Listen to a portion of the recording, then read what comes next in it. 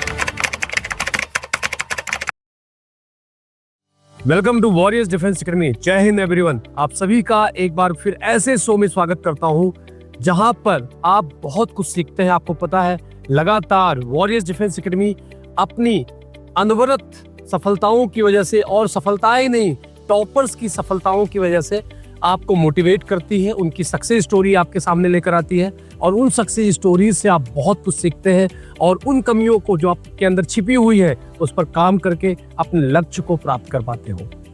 एक बार फिर आज हमारे साथ हैं हमारे proud warrior, all India rank 9th आज है CDS OTA जो अभी जस्ट ट्रेनिंग पे जाने वाले हैं, तरुण कुमार सैनी। बहुत बहुत स्वागत करता हूँ बेटा तरुण। और बड़ा प्राउड मोमेंट होता है एक गुरु के लिए जब हमें कभी इस प्रकार के इंटरव्यूज लेने का मौका मिलता है, कि जब आप एक कैडेट के रूप में आते हैं, सर यहाँ क्या होगा, सर यहाँ क्या होगा, ये तैयारी कैसे की जाए, और फिर जब आप सफल हो जाते हैं तो नो डाउट मैं एक गुरु के भूमिका में बोल रहा हूँ कि जो प्राउड फीलिंग आती है, जो एक खुशी होती है, वो खैर शब्दों में बयान ही की जा सकती है। आज बहुत सारे वॉरियर हैं, साथ में बहुत सारे एस्पिरेंट्स हैं जो अपने आप को डिफेंस फोर्सेज में देखना चाहते हैं, जो चाहते हैं माँ भारती की सेवा करना एक दिन, और वो स्टार पहनना चाहते हैं, मीन्स एक गस्टेड अफसर के तौर पर फौज को ज्वाइन करना चाहते हैं, जिसमें रिटर्न और SSB दो पहलू हैं। कई बार फेलियर्स भी बच्चों को आते हैं, कई बैकग्राउंड ऐसे होते हैं जिनकी वजह से उनको सपोर्ट नहीं मिल पाती है, और आप जैसे बच्चे इनको मोटिवेट करते हैं जब आप सफल हो जाते हैं। आपको फिर से मैं बधाई दूंगा कि आप सफल ही नहीं हुए हैं, आप ऑल इंडिया रैंक 9 लेकर आए हैं। इसके लिए फिर से बहुत बहुत मतलब शुभकामनाएं, और जीवन में और आप आगे जाएं। तो हम शुरुआत करेंगे तरुण बिल्कुल जीरो से, कि कब आपने ये ड्रीम देखा, आप कहाँ से आते हो, आपकी स्कूलिंग किस प्रकार की हुई। कई बार क्या लगता है ना, बच्चा मिडिल पढ़ाई वाला होता है, उसको लगता है मैं टॉपर तो नहीं हूँ तो मेरे से ये नहीं हो पाएगा, 10th खराब हो गया, 12th खराब हो गया, कई ऐसी चीज़ें भी आती हैं। फिर बैकग्राउंड सपोर्ट नहीं कर पाता है, उसको लगता है यार मैं तो इतना दूर दराज क्षेत्रों से हूँ, कैसे मैं करूँगा, वो तो शहर के बच्चे इतना तेज होते हैं, कर ले जाते हैं। तो मैं चाहता हूँ बिल्कुल जीरो से अपनी जर्नी आप शुरू करें। कहाँ से बिलोंग करते हैं, माता पिता क्या करते हैं, और आपकी स्कूलिंग कैसी रही, और आपने डिफेंस फोर्सेज में जाने का कैसे सपना बनाया। जय हिंद एवरीवन। जय हिंद सर। सर मैं कलौरा डिस्ट्रिक्ट जालौन से आया हूँ सर। तो वहाँ पे मैंने क्लास 8 तक पढ़ा था। उसके बाद पापा ने सोचा कि मेरा फैमिली बैकग्राउंड तो पूरा बिजनेस का है। मेरा पैटर्नल बिजनेस ज्वेलरी का है और मेरे चाचा, मेरे ताऊ जी, मेरे बड़े ताऊ जी सभी लोग इसी लाइन में हैं। तो पापा ने सोचा कि चलो इनको बाहर निकाल के देखें, शायद कोई और अचीवमेंट्स आएँ। तो 8th क्लास के बाद से पापा ने मुझे कानपुर में भेजा था, वहाँ पे जुगल देवी सरस्वती देवेंद्र स्कूल में, वहीं मैं हॉस्टल में रहा था। तो पापा ने सोच के भेजा चलो होशियार है, वहाँ कुछ करेगा। तो 8th क्लास सर गाँव का कॉलेज था, स्कूल का था, तो वहाँ तो बढ़िया नंबर आते रहते थे। जैसे सर यहाँ कानपुर में आया, पूरा सिलेबस, पूरा सिनेरियो चेंज हो गया, हॉस्टल में रहने लगा, घर से पहली बार दूर आया था। तो 9th क्लास तो सर मेरा पूरा अबाउट तो बस पास हो गया था। उसके बाद से लगा कि मतलब कहाँ वो वहाँ टॉपर था, कहाँ यहाँ पूरा मेरा रूटीन बिगड़ गया, सब कुछ हो गया। फिर सर 10th के लास्ट में सर मेरे स्कूल में सेमिनार हुआ था। तो उस टाइम लेफ्टिनेंट जनरल पीके सहगल आए थे। तो उन्होंने जब अपना एक स्टोरीज बताई, बहुत एडवेंचर स्टोरी बताई आर्मी के रिगार्डिंग, आर्मी में कैसे उन्होंने सर कोई मिशन में कैसे लीड किया, तो वो सर बड़ा इंस्पायरिंग लगा मुझे। तब से सर मतलब एक दिमाग ड्रीम, मतलब एक एम्बिशन सा अंदर से आया कि नहीं ये अच्छी जॉब है, मतलब ये मैं भी कर सकता हूँ और मुझे करना है। तो देन सर उसके बाद से फिर मतलब अपने आप को मोटिवेट किया, अपने आप में एक एम्बिशन लिया, दृढ़ संकल्प लिया कि नहीं अब जो भी होगा जैसा होगा करेंगे। लेकिन सर 10th में नियम यह था कि 10th में आपके अच्छे मार्क्स होंगे तब आपको मैथ दी जाएगी। तो मैथ मतलब मुझे नहीं मिल रही थी क्योंकि मेरे थोड़ा कम मार्क्स थे जितने वहाँ से 10th बोर्ड में। तो फिर घर वाले मेरे बहुत सपोर्टिव रहे हैं, जो भी मतलब मैंने कहा हमेशा, मतलब पापा ने मतलब बहुत सपोर्ट किया है फाइनेंशियली एंड इमोशनली घर वालों ने। तो पापा ने कहा कि फिर फाउंडेशन वहाँ आप क्या कहें, अगर आप मैथ में वीक है तो फाउंडेशन कोर्स कराते थे वो, ताकि आप फिर 11th में आपको मैथ में दिक्कत ना आए। तो फिर पापा ने फाउंडेशन कोर्स कराया। फिर मैंने मैथ ली, इसीलिए मैथ ली थी कि ताकि बस आगे NDA में मेरी हेल्प रहे। तो फिर वहाँ से स्कूलिंग की 12th के बाद से मैंने 12th के बाद सेकेंड अटैम्प्ट में मेरा स्टार्ट हो गया था पेपर निकलना। तो फिर मैंने पेपर निकला, कई बार SSB से आउट हुआ, तो लर्निंग ली।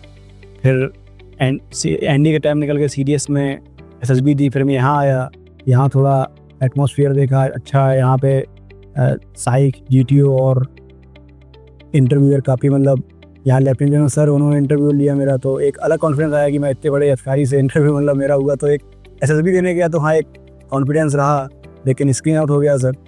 तो फिर फिर आगे जब मौका मिला मुझे परफॉर्म करने के लिए लास्ट टाइम में मुझे, तो फिर सर मतलब मेरी भगवान जी कृपा भी रही और मेरा अंदर से एक एम्बिशन भी था मन में कि हाँ जैसा हो बस ले लेना है ये वाला अपना ड्रीम। तो लास्ट टाइम में सर मुझे मिल गया। फिर लास्ट मतलब CDS के लास्ट अटेम्प्ट में आप आपके हुए हैं, तो NDA की कई SSBs दिए होंगे, CDS की IMA की SSB दी थी, CDS IMA भी दिया। आज के अटैम्प्ट में OTA रह जाता है सर, भाई OTA में सर हुआ जाके। और सर इसी में मतलब मेरे GS में मैक्सिमम मार्क्स भी आए हैं CDS में अभी तक के हिस्ट्री में। अच्छा, लास्ट टाइम सर मेरे 58 मार्क्स है GS में, और इस बार पैटर्न चेंज हुआ तो मेरे 50 अराउंड मार्क्स है GS में। अच्छा, तो बाकी काफ़ी अच्छा, मतलब आपने लास्ट ईयर कहा है।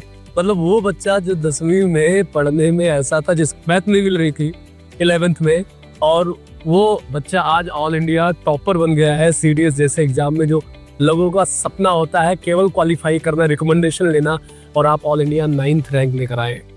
ये कहना तो बड़ा आसान है तरुण की मेरा ऑल इंडिया में सर 9 आ गया। क्या आपने बिलीव किया था लास्ट मोमेंट पे, लास्ट अटेम्प्ट था और ऐसे आप SSB देने चले गए, सिलेक्ट भी हो गए, तो क्या था कि मैं अच्छा रैंक लेकर आऊंगा, कैसा चला रहा है? सर ऐसा था कि मैं जब पेपर मेरा क्या था सर, इसमें ज्वाइनिंग भी थी, मैं बीच में CPO SI में सेलेक्ट हो गया था। तो ये था कि SSB तो बड़ा अनप्रेडिक्टेबल है सर, पता नहीं हो कि ना हो। तो फिर घर वालों ने, पापा ने कहा कि एक काम करो, ज्वाइन कर लो आप, उसके बाद अगर आपको अपॉर्चुनिटी मिलती रहे तो आप बीच में एग्ज़ाम और SSB देते रहना। तो मैं ट्रेनिंग में चला गया, मुझे ट्रेनिंग में जाना था, उसके 2 दिन पहले मेरा CDS का लास्ट अटैम्प्ट का एग्ज़ाम था। ओके, तो मैंने यही वाली जिससे रिकमेंड हुआ वो, तो इसमें एग्ज़ाम दिया, एग्ज़ाम फिर 2 दिन बाद मुझे ट्रेनिंग जाना था। तो मैंने पेपर पता नहीं वहीं लाइब्रेरी में था, तो किसी दोस्त ने मांगा तो उसको दे दिया। अच्छा, अब क्या पता था कि रिकमेंड हो जाए। अब ट्रेनिंग के बीच से छुट्टी लेके SSB देने गया, रिकमेंड हो गया, मेडिकल में फिट हो गया। अब जितने हम लोग ग्रुप से सब पेपर में अपने नंबर मिला रहे हैं, इतने पेपर, अब मुझसे मैं नंबर नहीं मिला नहीं पा रहा हूँ, मेरा पेपर ही गायब है। अब इसमें अब मैंने कौन सा क्वेश्चन मार्क किया मुझे कुछ याद ही नहीं है। तो जब तक रिजल्ट नहीं है तब तक तो मैं यही प्रार्थना करता रहा हम कुछ भी रैंक आ जाए। नंबर ही पता नहीं हम लोग के कितने आ रहे रिटर्न में, उस हिसाब से कोई आइडिया नहीं लग पा रहा था। और उस टाइम इसी बार राष्ट्र चेंज हुआ था पैटर्न, पिछली बार से जो नंबर आए थे वो मतलब प्रेडिक्ट करना भी एक मतलब इम्पॉसिबल था। नए काफ़ी ईडीएम फ्रेसेस और इंग्लिश में काफ़ी नए काफी चेंजेस हुआ इंग्लिश में, तो कुछ पता भी नहीं चल रहा था। फ्रेंच नए वर्ड आए थे, दिमाग में ये चल रहा था किसी तरह रैंक आ गया, मेरिट लिस्ट पे आ जाओ, अंदर हो जाओ, बाहर ना हो, यही लग रहा था। तो जैसे रैंक आई तो एक दोस्त मेरा साथ में रिकमेंड हुआ, ऋषभ कुमार, उसका फ़ोन आया कि तेरी रैंक 9 आ गई है, तुझे पता भी है? मैंने कहा भाई पता नहीं, जैसे चेक किया तो सच में रहा, पता ही मजे ले रहे हो, पता नहीं ऐसा हो, क्योंकि इनसे डिस्कस करता था भाई यार मेरा पेपर नहीं मिल रहा, पता नहीं यार क्या हुआ क्या नहीं, मुझे लगा फिर की लेते हूँ मजे कर रहा हूँ, लेकिन देखा तो फिर रैंक 9 थी। क्या वो फीलिंग थी जब 9 आपने सच में देखा, तो क्या लग रहा था आपको? हम लोग सर वहीं कैंपस में थे, सीआरपीएफ कैंपस में, सब लोग दोस्त थे, जैसे सर हुए तो चिल्लाया मैं एकदम से, सब लोग भाग क्या होगा क्या हो गया, तो बोल ही नहीं पा रहा था मैं, तो बिल्कुल लिटरली बिल्कुल स्पीचलेस हो गया था। फिर हमने मतलब थोड़ा टाइम लगा 2-3 मिनट के होश में आने का, हाँ कि आ गई रैंक 9। उसके बाद घर में बताया, सबसे पहले पापा को बताया, पापा काफ़ी इमोशनल हो गए थे उस टाइम, बड़ा इमोशनल मोमेंट था, वो आपको सर वीडियो भेजा होगा, बिल्कुल तो वही सर। उसके बाद से फिर सर पूरा वक्त होता गया सर सीआरपीएफ में, वहाँ बताया सर, सब लोग बहुत खुश हुए, कमांडेंट सर बहुत खुश हुए, डीआई सबसे बहुत खुश हुए। तो वहाँ से सर रिजाइन दे के प्रॉपर, जब मेरा ये ज्वाइन लेटर आ गया था 28 फरवरी को, तब मैं अपना रिजाइन करके जाना हुआ 26 तारीख को। तो ये एज जो आपने बिताया तरुण, ये जो एक्सपीरियंस है ना, इनके लिए बड़ा मुश्किल होता है। आज के ज़माने में सोशल मीडिया है, टेक्नोलॉजी बहुत आ गई है, बच्चों के सपने फेसबुक पर शुरू होते हैं और इंस्टा यूट्यूब पर जाके ख़त्म हो जाते हैं, तो उससे तुरंत सब कुछ मिल जाए, और जब नहीं 1-2 बार फेल होते हैं तो बड़े अपने आप को डिमोटिवेट कर लेते हैं और अपना स्ट्रीम फिर से बदल देते हैं। तो कैसे आप कंसिस्टेंट रहे अपने एम के प्रति, क्योंकि ये लंबा टाइम था, आपने अभी लास्ट मोमेंट पे सीआरपीएफ ज्वाइन किया, चाहते तो इसके पहले भी कुछ ऑप्शन ढूंढ लेते, बट नहीं ढूंढा आपने। तो क्या ऐसा आप कैसे अपने आप में वो मोटिवेशन जगाते रहे कि नहीं मुझे सीरियसली करना है, मुझे डिफेंस फोर्सेज में ये अफसर बनना है? सर पहला तो यही था कि एक ग्रेट एम्बिशन सर होना चाहिए, मतलब अपने अंदर की, मतलब आपको एम्बिशन, मतलब मैं तो डायरी सर लिखा करता था अपने कि I will become officer in this year, in next year, in this time, मतलब रोज़ का सोने से पहले जब भी थोड़ा लगता था कि यार, और बस, और सर मतलब सोने से पहले बस ये रहता था कि आज जो मतलब दिन गया वो कैसा गया, मतलब मेरा जो अपना टारगेट, छोटे टारगेट बनाता था, आज ये फिनिश करना था, लिमिटेड फ्रेंड सर्कल कर लिया था, ताकि मतलब अब कोई अगर फ्रेंड बनाओ तो उसको टाइम देना पड़ेगा। तो सर मेरा लिमिटेड फ्रेंड सर्कल था, वो बहुत बढ़िया था, सब सर मतलब एक दूसरे को मोटिवेट करते थे, पुश करते थे, आपकी लिमिट को पुश करते थे, कोई लिमिट बाउंड्रीज नहीं सेट किए थे कि इतना ही जाना है, मतलब सबने सर कुछ भी हम लोग लेटे सोच रहे कि यार गाड़ी लेंगे तो हार्ले डेविडसन लेंगे, इसलिए बात नहीं करेंगे, थी साइकिल भी नहीं थी, और गाड़ी चलेंगे तो मतलब कहीं भी जाएंगे उनका। अब हम लोग को ऐसा मिशन था सर, हम लोग के पास कुछ पैसे नहीं थे, लेकिन कहीं अगर फ्रेंड के यहाँ जाना घर में कुछ शादी आदि में, तो आपस में जोड़ जा रखे कहीं से मांग के गाड़ी जाते थे कि प्रोटोकॉल कम नहीं होना चाहिए। तो मतलब एक हमेशा सर बच रहा है कि बड़ा करना है, छोटे में मतलब नहीं सेटिस्फाई होना है घर वालों को सर, और घर से सर दूसरी बात है घर से कहीं प्रेशर नहीं, मतलब माँ बाप को हमेशा सर, मेरे मम्मी पापा को हमेशा मतलब बिलीव था कि मतलब आप कुछ करोगे। तो सर ये बिलीव तभी पैदा हुआ सर जब हमने मतलब सर उस बिलीव को बनाए रखा।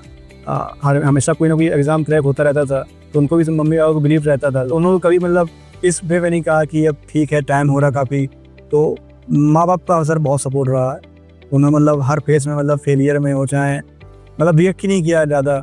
कई बार तो मतलब पापा ने फिर मतलब एक टाइम ऐसा था कि मतलब ज़्यादा पूछते भी नहीं थे कहीं, क्योंकि ज़्यादा पूछेंगे पाप घर में सर ऐसा माहौल था कि अगर पूछ ही देता था तो थोड़ा मतलब लगता था क्या बताएंगे, हाँ, बच्चा भी परेशान होगा, थोड़ा डिप्रेशन में। पापा ने मतलब फिर मतलब इस बारे में कहीं बात ही नहीं करने देते, मतलब ये था कि मतलब आपको कुछ चाहिए तो आप, मतलब पापा तो हमेशा अवेलेबल थे आपको कोई नीड के लिए, बाकी पापा को कोई मतलब ऐसा नहीं था कि ये पूछ रहे हैं कि क्या है क्या नहीं। तो वो बड़ा मतलब लाइट फील हुआ, तो जो लाइट फील हुआ सर, तो अपने आप में लगा कि अब मतलब पापा इतना मतलब सपोर्ट कर रहे हैं तो फिर हमें भी कुछ करना चाहिए उनके लिए।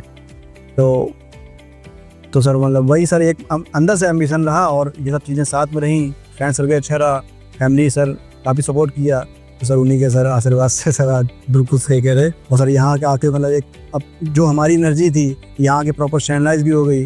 अब एनर्जी सर हमारी 12 के बाद भी थी, उस टाइम सर इतना मतलब सोशल मीडिया भी और यूट्यूब में इतना कुछ नहीं था, ना सर इतनी मतलब एक अपने एरिया में कोचिंग इतनी फैसिलिटी नहीं थी या जानकारी नहीं थी उसने, तो सर उस टाइम एनर्जी चैनलाइज नहीं हो पाई।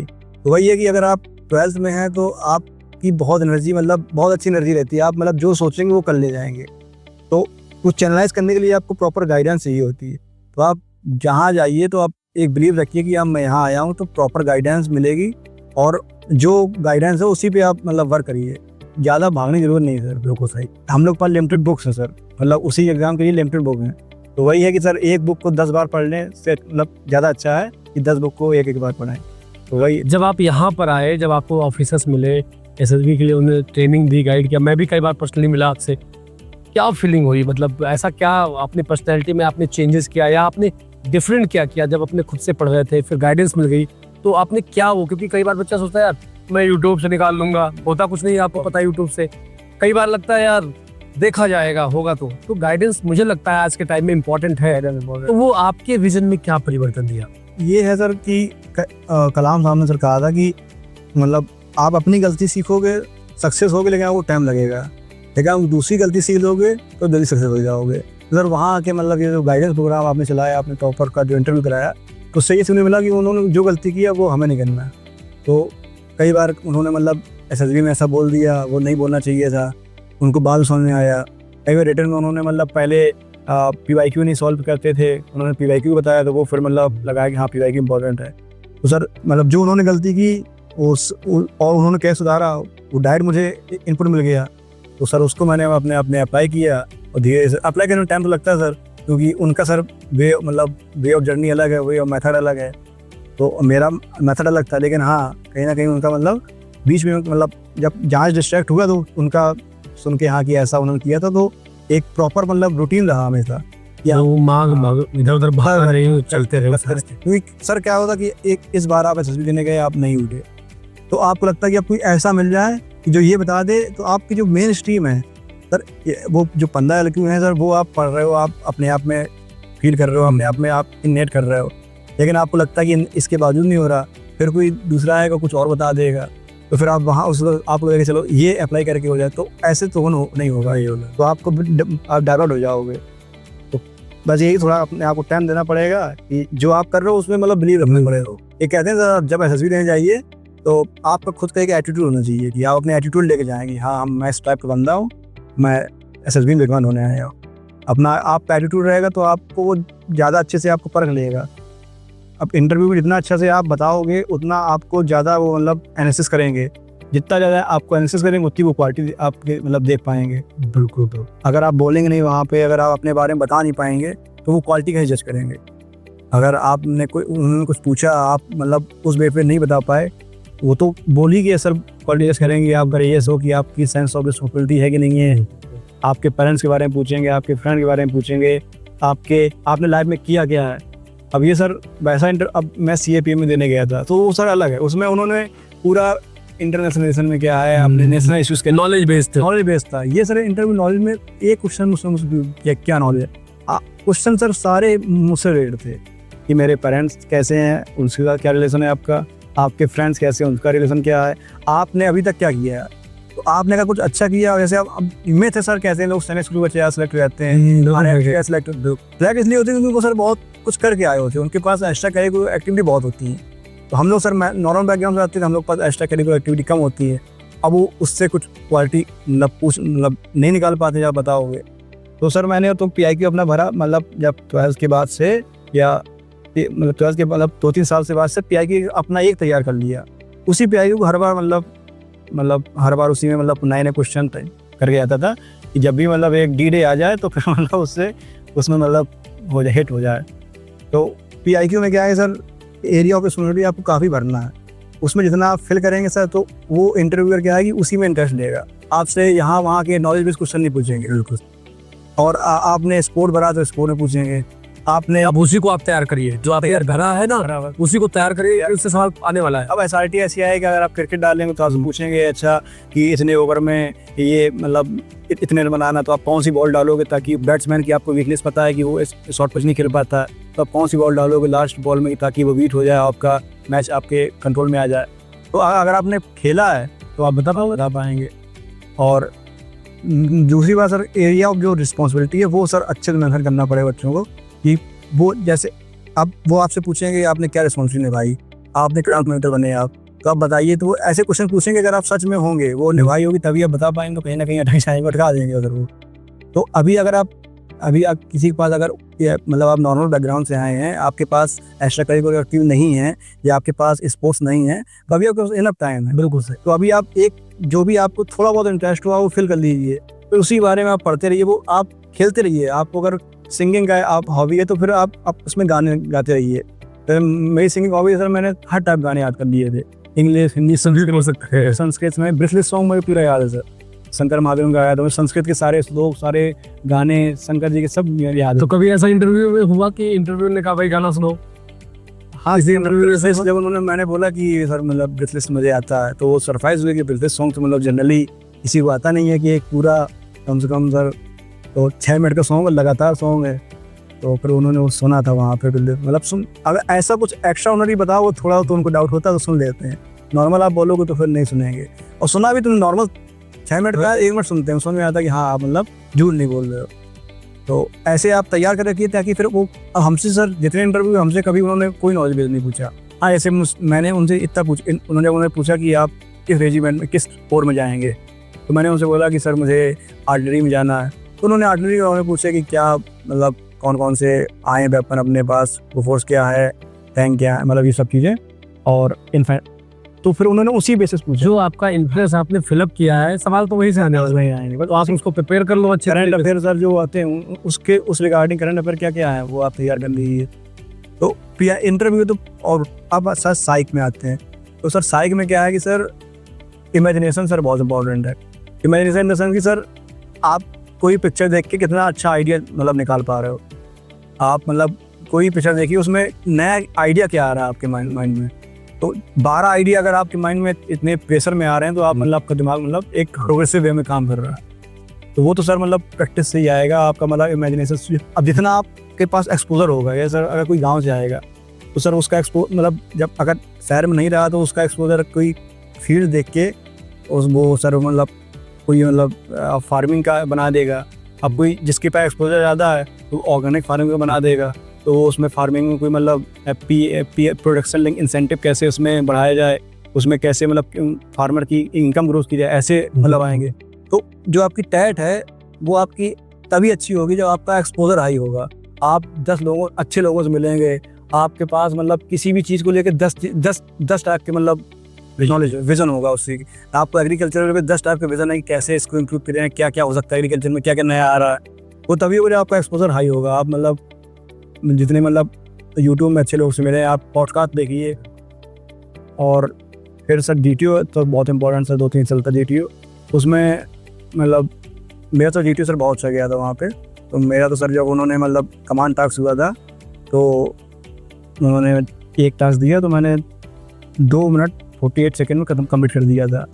तो उन्होंने बोला कि okay Tarun, you have finished your task in excellent time, तो can you guess in how much time you have finished. मैंने गैस ही सर सही बताया कि approx within 3 minute. Okay, you have good guess. Okay, now suppose this structure have you broken, now you have to switch on another structure, now took all the material and now start the another task. तो उन्होंने sir मैं वहाँ एक पहला बंदा था जैसे उन्होंने 2 टास्क करा दिए कमांड टास्क में एक ही समय के एक ही समय 2 6 में हुए। तो वो लेवल देख लेते हैं बंदे का, तो थोड़ा हायर लेवल आया। तो उन्होंने काफ़ी सजेशन डाली कि अच्छा ऐसा नहीं। तो उसमें फ़ायदा ये होता कि अगर आप मतलब जब आप DTO के टाइम में आप ग्रुप में बहुत एक्सप्रेसिव रहेंगे, तो मुझे क्या सर 10 लोग का ग्रुप था मेरा, 6 लोगों ने मुझे बुलाया था। जब वो मतलब पूछते किसको बुलाया, अब 6 लोग मैं, और मेरा नंबर सेकेंड लास्ट था, 10 लोग थे, 9वां नंबर था। अब 6 लोगों ने मुझे बुलाया, तो 5 को मैं देख चुका था। मुझे मतलब स्ट्रक्चर तो मेरा नया था, लेकिन 5 लोग को मैं करते देख लिया था। तो अब 5 बार जब मैं गया वहाँ, तो अपने आप मेरे एक डर जो था, कमांडर सर जो था उस टाइम बने, तो वो पूरा वर्कआउट हो गया था। अब ये मुझे क्यों बुलाया, क्योंकि मेरी ग्रेड में प्रेजेंस अच्छी थी। जब और DTO को तो आप थोड़ा फिजिकली फिट हैं, आप विजन अच्छी है, एक्टिव है, तो ये कमांड था लास्ट में होता है। इसलिए क्या है कि आप जब ग्रुप में परफॉर्म करें तो फिर आपको बहुत अच्छा परफॉर्म करना है। कि अगर सबसे पहला काम होगा GD का, उसी में आपको बस दिखा देना कि हाँ आपके अंदर वो क्वालिटी है, ताकि आपको ग्रुप जाने लगे। बहुत ही एक्सेलेंट तरीके से आपने पूरा एक्सप्लेन किया है, और जितने नए कैडेट हैं जो देख रहे होंगे इस वीडियो को, उनको बहुत कुछ सीखने, क्योंकि आपने एसएसबी के बारे में काफ़ी कुछ बता दिया, आपने अपनी जर्नी भी शेयर करी, आप क्या थे, कहाँ से क्या हुआ। लास्ट मोमेंट पे मैं थोड़ा सा मैं जानना चाहूँगा, क्योंकि लास्ट एसएसबी थी आपकी, क्या कुछ तैयारी करके गए थे आप? और जब आपको तो भरोसा भाई इसके पहले इतनी बार फेल हो चुके हैं, तो लास्ट मोमेंट क्या था जब एक रिजल्ट अनाउंसमेंट होता है और वो जो आते हैं अनाउंस करते हैं कि भाई ये चेस्ट नंबर, और जैसे ही बोलते हैं रिकमेंडेड ना, क्या फीलिंग थी, आप क्या सोच रहे थे उस समय? जैसे सर वो आए टेक्निकल ऑफिसर होते हैं, okay gentleman, I will announce the chest number, once I will announce the chest number you have to speak your name by word, TRUN, speak your roll number, speak your date of birth and come on the stage। तो 6 लोग हम लोग recruit हुए sir, तो मेरा second last बोला गया था। तो शुरू के 4 जब बोले तो पता नहीं, हम लोग सीरियस सर कम ही होते हैं, 3-4 हमारा 4 के बाद ख़त्म। 4 के बाद जैसे उन्होंने कहा चेस्ट नंबर 9, तो जो उन्होंने बोला कि नाम बोलना रोल नंबर सब भूल गया सर। मैं तो खड़ा हूँ, मैं देख रहा हूँ, मैं chest number 9 speak your name man, roll number 2 बार बोला, तब सर मैं मतलब हाँ कि मतलब बोलना है। तब फिर मैंने बोला sir TRUN Soni, roll number बोला 26-190 एंड उसके बाद फिर डेट ऑफ बर्थ आगे आया। तो सर समझ नहीं आ रहा, वो फॉर्म दे रहे हैं, पता नहीं चला क्या फॉर्म दे रहे हैं क्या, और इतना फास्ट काम करते हैं वो लोग तुरंत, सब समझ नहीं आता क्या फॉर्म चल रहा फ़ोन पे। अब फ़ोन घर में बताना भी है, तो जब बताया तो फिर बिल्कुल एकदम से सर जहाँ से स्पीक, फिर कहते हैं सर वो लेवल में लेवल 6 में था और लेवल 10 में आ गया। 5 दिन की जर्नी ने मुझे लेवल 6 से लेवल 10 में ला दिया फिर। तो ये सब देख के वो बड़ा मतलब, और जो एक बचपन की ड्रीम थी कहीं ना कहीं, जब आपने डिसाइड किया था कि मैं फौजी अफसर बनूंगा, लास्ट मोमेंट लास्ट टाइम था, और इतना एफर्ट्स भी आपने ऑलरेडी किया है, आपने बताया बहुत। और मेरा चेस्ट नंबर भी 9 था, मेरी रैंक भी 9। अरे वाह, बहुत बहुत बधाई हो बेटा। और ये मोटिवेशन जो आपने सुना है आज तरुण के मतलब द्वारा, ये बेटा आपके लाइफ में भी ऐसे कुछ हो रहा होगा, आप कहीं गिर रहे होंगे, कहीं उठ रहे होंगे, कहीं कोई आपको अप्रिशिएट कर रहा होगा, कहीं अच्छे दोस्त मिल रहे होंगे, कहीं कुछ और हो रहा होगा। बस जो विजन है ना, जो आपने सोच लिया था ना, अगर वो आपको आगे बढ़ाएगा, कब? जब आप आगे बढ़ने की कोशिश करेंगे, खुद से मोटिवेटेड रहेंगे। और जैसे तरुण ने कहा कि मैं डायरी में लिखता था I will become officer in next 1 year, next 2 year. ऐसा मोटिवेशन था सर, मेरे दोस्त सब मुझे मेजर कहते थे। वो सब 12th के बाद से मैंने कहा कि यही बनना, तो मेरा नाम मेजर पड़ गया था। मेरे 200 नंबर है, तरुण मेजर नाम सेव किए। तो सर एक मतलब मैनिफेस्टेशन था सर। तो वही लास्ट में सर देखिए कि मेरा चेस्ट नंबर 9 था, मेरी डेट ऑफ बर्थ 18 है, और सर वो 9/8/27 वो भी है। और मुझे जब स्क्रीन हुआ था तब मेरा चेस्ट नंबर भी 18 था सर। ये देखिए कुछ यूनिवर्स का लगा देता है। मैंने कहा ना एक मूवी में हुआ है ना कि जब आप कोई चीज पाने की हद तक प्रयास करें तो पूरी शिद्दत लग जाती है आपको उस मुकाम तक पहुंचाने के लिए, है ना। तो 16 स्ट्रगल सर पूरा भूल गया कि मैंने क्या क्या किया था। कुछ याद नहीं है। तो उस टाइम लगता था कि क्या हो रहा लाइफ में क्या नहीं। लेकिन भाई सर आपने कहा कि फ्रेंड्स और फैमिली अगर इनको बिलीव है, मतलब आप ऐसा काम करिए आपके एक्शन से अगर इनको बिलीव हो जाता है, आपको अगर ये विश्वास है कि मेरे फ्रेंड्स और मेरे फैमिली लगता है कि मैं हो जाऊंगा, तो ये सबसे बड़ा मोटिवेशन है। वे तभी होता है जब आपके एक्शन ऐसे होते हैं, उनके एक्शन से आपको, जैसे आप ग्रुप में हैं, आप एक्शन कुछ कर रहे हो तो आपके फ्रेंड को लगता है कि नहीं ऐसा एक्शन कर रहा ही हो जाएगा। होता है सर के 4 लोग हैं तो यार लगता है तुम यार IAS मटेरियल हो, तुम यार मतलब लेफ्टिनेंट मटेरियल तुम बन जाओगे, तुम मतलब नेवी के मटेरियल, कुछ भी सर एक आता है। ऐसे ही था सर कि मतलब आपस में सर मतलब उनको बहुत बिलीव था, मेरे दोस्तों को, मेरे मम्मी पापा को, मेरे दीदी लोग को बहुत बिलीव था कि मतलब एक सर मेरे भाई साहब हैं कानपुर में रहते हैं, जिनका भी सर है, तो उनको सर मतलब उनको बहुत बिलीव था। उन्होंने तो मतलब कभी ऐसा पूछा भी नहीं क्या चल रहा क्या नहीं, उनको बस ये था कि तुम लास्ट में तुम तैयारी खत्म करोगे तो तुम बहुत अच्छी जगह होंगे। तो उन्होंने कभी सर वास्तव में स्टेटस नहीं लगाया आज तक। जब मेरा सर रिकमेंड हो गया था सर, तो तब पहला उनकी ज़िंदगी का पहला स्टेटस मेरा था कि रैंक 9, ऑल इंडिया रैंक 9। तो सर सबसे मतलब उनको भी सर मतलब बहुत अंदर से था कि मतलब तो जब ऐसे लोग का बिलीव रहता है ना सर, तो आपका पुश अपने आप रहता है कि मेरे लोग, मेरे फैमिली, मेरे भाई साहब, मेरा छोटा भाई, मेरे फ्रेंड्स, इनको बिलीव है तो फिर आपके पास अंदर हमेशा पुश रहेगा कि आप अपने आप को पुश द लिमिट करते रहो, इस लिमिट पर जाना है। बहुत बहुत बधाई देता हूँ आपको फिर से पूरी टीम की तरफ से, और हम जैसे गुरुओं को ऐसे मोमेंट बहुत कम मिलते हैं और इन्हीं के लिए हर गुरु मेहनत करता है कि हमारा बच्चा एक दिन बहुत टॉप पर जाए। इन सब कन्वर्जेशन से बेटा आपने एक बात तो समझ ली होगी कि सफलता थोड़ा सा समय लेती है। कई बार आपको मिल जाती है तुरंत, वो थोड़ा सा कहते हैं ना कि सब आपका बैकग्राउंड है, बहुत सारी चीज़ें हैं, पहले के एजम्पशंस हैं और सब कट टू कट होता गया तो कुछ प्रतिशत होता है। लेकिन जो फाइनल आपका एक अचीवमेंट, जैसे इनकी रैंक 9 आई है, इनका आपने अभी सुना पूरा, क्या अंदर से फीलिंग है, क्या भावना? अगर पहली बार में ऑल इंडिया 9 आ जाती थी, क्या भावना रहती है आपके अंदर? होती नहीं। तो वो कहीं ना कहीं परीक्षा होती है लाइफ में कि ये चीज़ क्या आप लाइफ तक ले जा पाओगे। वो वैल्यू आप तभी करते हो ना उस चीज़ की जब उसके लिए आप संघर्ष करते हो, जब आपके लिए वो ड्रीम बन जाती है। ड्रीम तभी बनती है ना जब आप उसके लिए जीते हो। तो जो आपने सपना सोचा है बेटा डिफेंस फोर्सेस को ज्वाइन करने के लिए, अगर सोचा है तो इससे बेहतरीन सपना पूरे जीवन में नहीं मिलेगा। जितने भी युवा हैं, तो फिर एक बार बोलूँगा, फुल डेडिकेशन के साथ जुटिए, कहीं भी तैयारी करिए, कहीं भी रहिए। बहुत सारे गुरुज हैं पूरे भारत के अंदर हैं और आपके माता पिता पहले गुरु होते हैं आपके, ठीक है? उनसे सीखिए, समझिए और अपने पर आत्मविश्वास करके जुट जाइए कि नहीं, मुझे नेक्स्ट ईयर, मुझे 1 साल, मुझे 6 महीना, मुझे साल भर, 2 साल, इतना मैंने टाइम सेट किया हुआ है और इस टाइम के अंदर मैं कुछ करके जाऊंगा। अगेन बहुत बहुत शुभकामनाएं। Thank you sir. और फिर से कि आप बहुत बड़े अफसर बने और हम लोगों को सबको गर्व है कि आप रुकने वाले अब नहीं हैं। आप एक हाई पर हम लोग हमेशा देखेंगे आप लोग। बहुत बहुत जय हिंद।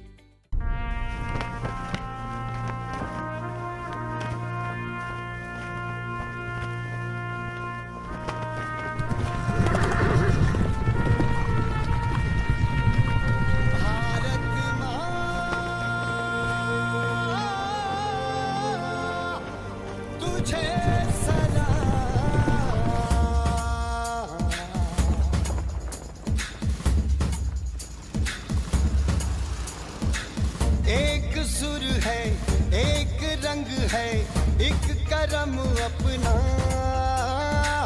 है तिरंगा, जान अपनी थाम के रखना। रंग बसंती चढ़ आवे, लक्षा दे नाल लड़ आवे। एनडीए ये हीरे तराशे, देश के हीरो निकले यहाँ से। सरफरोशी की मशाले, हाथों में सुबह हो शाम। अमर रहे तेरा नाम, भारत माँ तुझे सदा। अमर रहे तेरा नाम, भारत माँ तुझे सदा। अमर रहे तेरा नाम, भारत माँ तुझे सदा। अमर रहे तेरा नाम, भारत माँ तुझे सदा।